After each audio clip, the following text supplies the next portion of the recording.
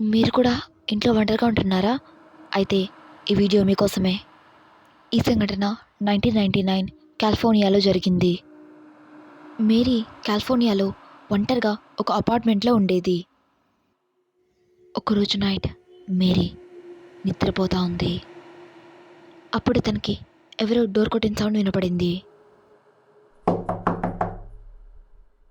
Mary నిద్రలో ఎవరు అని అడిగింది. కానీ రిప్లై ఏం లేదు. ఇంకా తలుపు కొడతానే ఉన్నారు. మేరీ వెళ్ళి డోర్ ఓపెన్ చేసింది. అక్కడ ఎవ్వరూ లేరు. మొత్తం నిశ్శబ్దంగా ఖాళీగా ఉంది. మేరీ అదంతా తన భ్రమ అనుకొని వెళ్ళి నిద్రపోయింది. అప్పుడే తనకి గుసగుసలు తన చెవులు వినపడ్డాయి. నువ్వు తలుపు తీయకుండా ఉండాల్సిందే.